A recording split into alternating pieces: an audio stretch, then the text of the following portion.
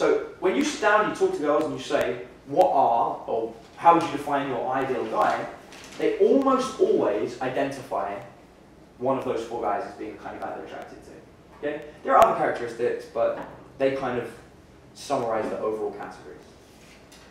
Now what's really interesting is the type of girl that goes for each type. Because as part of the study, they made them do a personality test. And the personality test identified what each kind of girl was like. And what's remarkable is that each kind of girl is attracted to only one type of guy. So looking at this, if we could identify what type of girl she is, we would know the kind of guy that she wanted. And if we're going to bring back something we learned earlier, if she was a certain type of girl, say for example she's attracted to the leader, and you were naturally a bit of a bad guy, when she first meets you, you've got a negative situation. You're not the kind of guy she likes. But if you can identify the kind of girl she is, maybe you could be the kind of guy that she likes. And so that way you can make sure that interaction is positive. And that's kind of how we're going to be putting this. But we'll get into that in a second. So let's look at the different types of girls. The first is a girl who's high in extroversion. Now I want to be very clear that these girls, we're not talking about extremes, okay? When I say high in extroversion, I just mean typically she's a little bit higher in extroversion than other people. It does not mean that she's completely loopy, alright? So for example, a girl who's high in extrovert, I don't mean somebody who runs around the streets completely naked, okay? We're not talking about that. I'm just saying that she's outgoing, she's gregarious, and she's externally oriented. She's interested in things around her. She's, you know, she's not, like I said, she's not running around completely naked, freaking people out, but she is a little bit extroverted. If you met her, you go, oh, she's a really friendly, outgoing person. Extroverted. Now, the next type of girl is the kind of girl who is high in neuroticism. Again, we don't mean she's completely neurotic, okay? We just mean that she has a tendency to experience negative emotional states. Her life may not have gone the way that she wanted. She might be a bit hung up about it. She might just, you know, she wakes up and goes, oh, I hate Mondays. No, I can't. She's a little bit neurotic. You know, she's got these slight bouts. She's a little bit more depressed than she is happy. The glass is always half empty. It's not like she's like, the glass is half empty, I'm going to slit my wrist. It's just, no, the glass is half empty, okay? And then finally, you've got girls that are high in psychoticism. Now, I'm not talking about psychotic women, okay? I'm talking about, she makes inappropriate emotional responses and recklessness. For example, I can say that the girl that I was dating was slightly psychotic. She would say things that she didn't really think through about the consequences, and she didn't really care about it. Yeah, so she's not completely psychotic, she's a little bit out there, that's all. And you know, she acts first and thinks about it afterwards. Now each one of these girls is attracted to a different type of guy. The women who are high in extroversion, where would you think those girls sit? Leader. They like the leader. That's exactly who they like. They want to go out there and do crazy things. And if they're going to go out there and do crazy things, they want someone to present them with crazy things for them to do. They want a leader. They want someone that they can follow and go out there and do crazy stuff. They wake up in the morning and go, let's do something crazy. They don't have a suggestion. They want to do something. They need the leader to go, let's do this. And they go, yeah, that's great. Yeah, let's do something crazy. Let's do it. Women who are high in neuroticism, what do you think they're like? They're the nice guy. Their life's a little bit sucky. You know, it's not perfect. But he's a nice guy. He makes it perfect. He fixes things. He solves the problems. Yeah? Women who are high in psychoticism. They obviously don't like the nice guy. They reject the nice guy because they walk all over him. Who do they really want? Bad boy. They want the bad boy. They want the bad boy.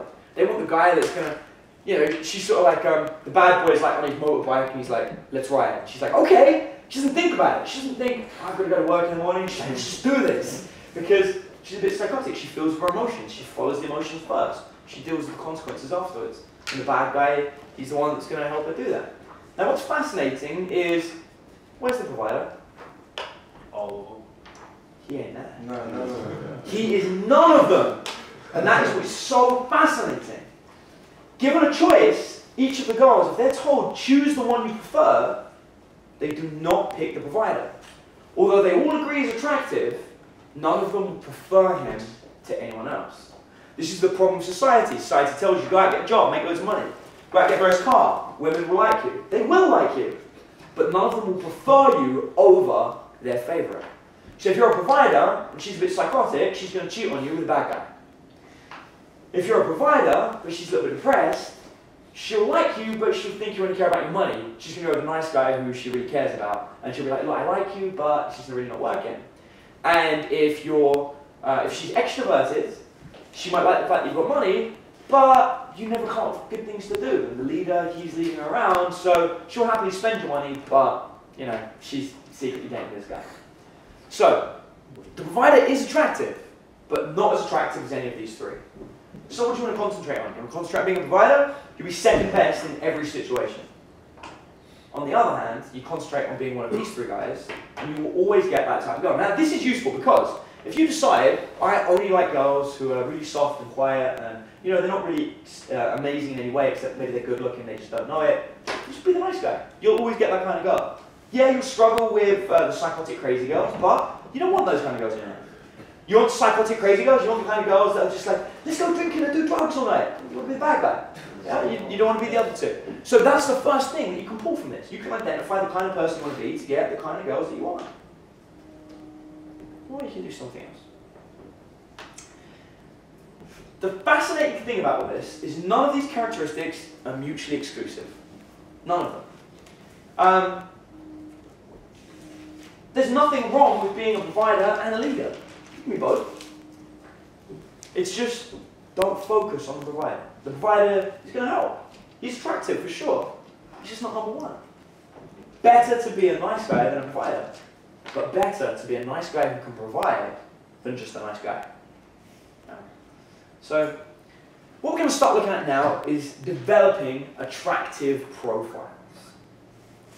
What I mean by this is becoming the person that is attractive. Now, I used to struggle with this when I first started teaching. I used to be like, I'm going to teach you how to get girls. And people that knew me before to now, they're like, but Adam, you've changed. You're a different person than you were before. I don't want to change. And I used to feel bad. I used to oh, I don't want to change people. No, I do. I want to change people. It took me a long time to come to terms. I want to change you. I don't like you the way you are. Okay? I do, but I don't. I don't want you to be the way you are. I want you to be this other guy. I didn't like the old me. I did, but I didn't. You know, yeah, I was alright. Yeah, I got on with myself. Yeah, I was okay with it. I didn't like the things I did. I didn't go out and spend time with loads of beautiful girls. I couldn't get the kind of girl that I wanted a date. I constantly apologised for things I did that I shouldn't have. Things that I didn't need to apologise for. Like I would apologise for playing video games. I like playing video games. I don't want to be like, no, I play video games. I don't feel bad about it. I play video games. I'm okay with that. I wanted to be like, yeah, I play Dungeons and Dragons. And I'm okay with that. I wanted to stop apologising for being me and become more of myself.